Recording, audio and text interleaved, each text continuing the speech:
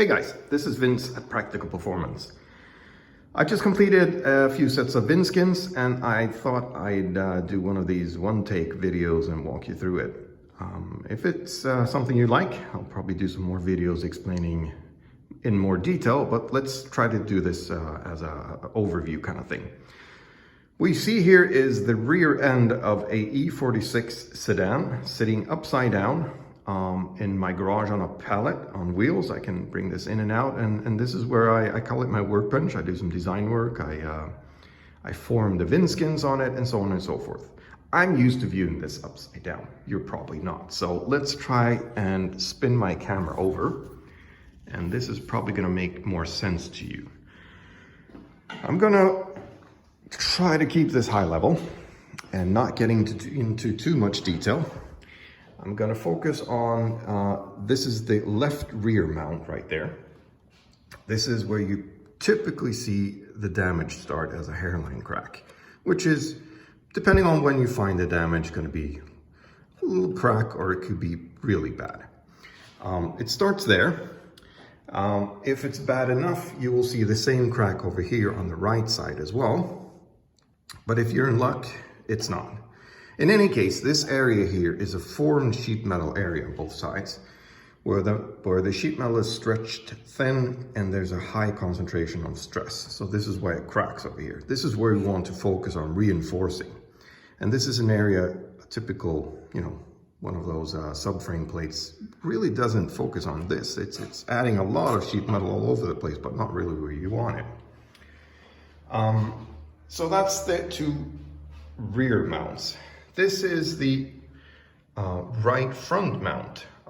This is where you see a lot of damage as well. So left rear and right front are the ones that are typically most damaged. This is due to the torque of both the rear axle and the prop shaft, or the drive shaft, if you will.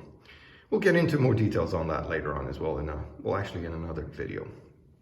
In any case, I have scribed and I've done some stuff here to sort of give you an idea where the crack typically occurs, and to give you more of an idea. This is a standard factory subframe bushing.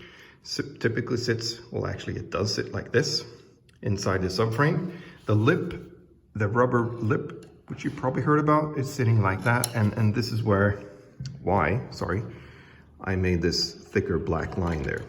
This is the spot weld that you probably also heard about, where the cracks typically start when the subframe and the bushing is hammering up and down like this. So the crack typically starts here. It goes around the lip here. It goes down this way and up. Well, actually up, that way. And then it goes backwards, follows the lip like this, and it goes down like that. If it's bad enough, it goes past this panel into that panel as well. And I'll show you later on why I'm sort of pointing this out. On this side, on the right side, you have the gas filler neck, or the gas port there. The filler neck comes like this. It typically sits there, which brings me to the case where you will see a stud like this, one right there and one right here. And those studs there is where you put the gas filler neck here. There's a little plastic nut and there's some other stuff sitting there. I cut those off on my workbench because I want a flat area, but I want an area where I can apply the epoxy without having pockets of rust and stuff. I'll show you later on how we solve that with adding studs to the actual VinceSkinz. So the right front, and then we have the left front over here. The left front is slightly different. It's flat over here because there's no gas filler neck going into the gas tank over here. So this side is a little bit easier. It's typically not that damaged as well. Okay, so let's start by looking at one of the rear VinceSkinz. And because I was talking about these studs, let's do this one first. So this is the VinceSkinz, And the idea is it's actually a skin that sits very, very tightly on top of the rear axle carrier panel like this. I want it to, as closely as possible, follow the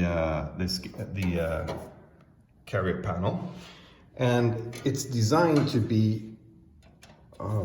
Let's do this. Let's screw it on. See if I can do this with one hand. Okay, so this is how you would sort of put it on your car. You will have cleaned the underside, obviously, and you will have taken off some of the seam sealer stuff and so on and so forth. You'll have a pen and you will scribe around, and you will be drilling into all of these holes because this is where the rivets will be going. And in doing so, you're preparing to install the skin, obviously. And placing the skin over here, you have this area, which is a strong area, which is formed and welded and so on and so forth to apply strength here. And the idea is that you will stock drill your cracks, and you should not have to actually weld the crack. That's the idea. You place this over to repair and also reinforce. And as we cut those studs off, the original studs, it's now flat. It's easy to prepare the area. It's easy to put this over. It's easy to do the drilling. And what you will also be doing is preparing the surface. So what you want is a rough surface similar to this. I've used the angle grinder, and I put the disc sort of like this, and I let it bounce a bit. And that's what you will be doing over here as well. Inside the area where you scribed, you will be surface prepping, and you will be washing that with a brake cleaner. You'll do the same over here, and you will have epoxy on both surfaces, and you will be brushing that on, putting the skin on, focusing on getting it as tight as you can. You may need to be doing some extra forming, maybe bending some edges and stuff like that, just to get it as close as you possibly can. Tighten it up and then start applying the rivets from the center out. And by doing that, you will be pushing the excess epoxy out to the edges. You'll be running your brush around. You will be, making all the gaps fill up, and so on and so forth. And now you have the stud for the filler neck, so we can apply that, and so on and so forth. Also, sorry, I forgot. I wanted to show you this. Because this is a 2004, it's later than February 2000, which is when BMW revised the design of the mounts inside of here. So you will see these recessed areas here, there, and there's spot welds. Same thing on the other side over here, the recessed area there, and over here, and the spot welds. Because these recesses, two of them, this one here and that one over there, are so deep, I've added some extra material here. There's a little bit of extra sheet metal there that fills that gap. And when you put the rivet in here and you clamp it in there and there as well, here I have sort of stamped that a bit so it gets closer. So you want a tight fit there. The steel rivets, we're actually using all steel rivets, are clamping into the mount inside and not just the outside skin. Which also brings us to another point. A lot of these holes are not random at all, even though they look as if they are. They are carefully placed, so you are hitting areas where there's something underneath the skin here. This is just like really flimsy 25 millimeter sheet metal. So we want to get the rivet inside to clamps it all together. And you have the epoxy spread over the complete surface. And this actually becomes a part of the rear axle carrier panel rather than a piece of sheet metal sitting on top of it and spreading load just sort of around and we have no welds, we have no heat related issues of metal fatigue or rust and stuff like that. So this is a purely epoxy and rivet, you know, centric native design, if you will. Okay, moving on. Left rear.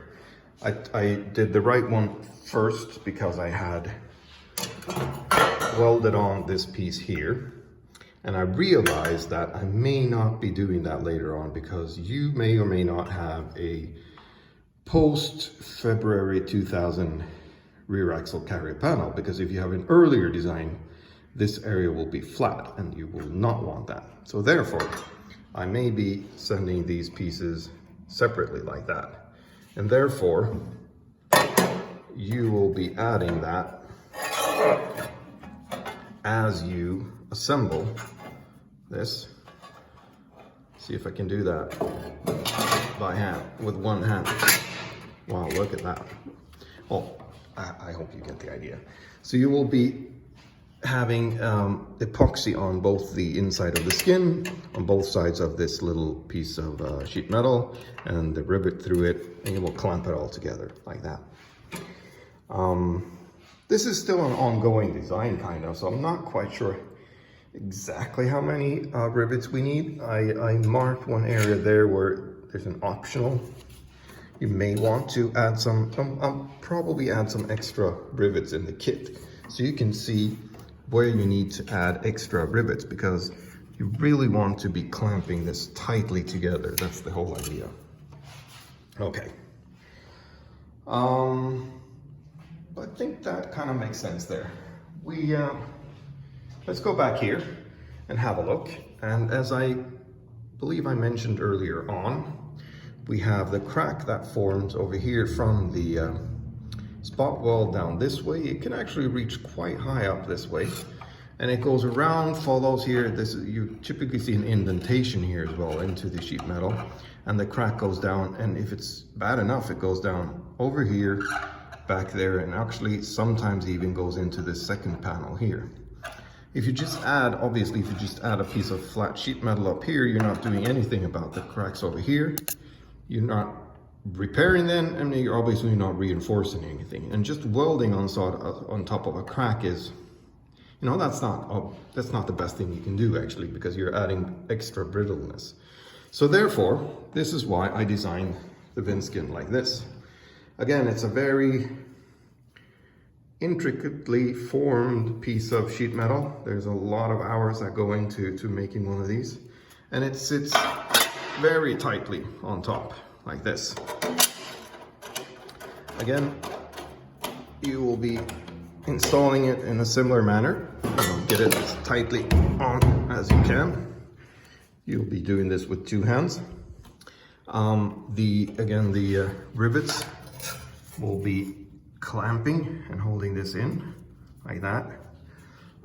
It goes down over the crack all the way over here, and having it formed like this also adds a lot of strength. This is only 1 millimeter thick sheet metal, and that's very purposely.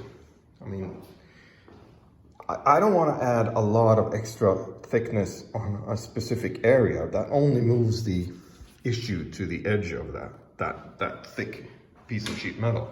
What we want to do is reinforce where it's needed in this area here with a formed piece that's easy to install. Sorry, that's a formed piece here that's easy to install, and that does what it should do, and not just a lot of extra sheet metal for the sake of the extra sheet metal.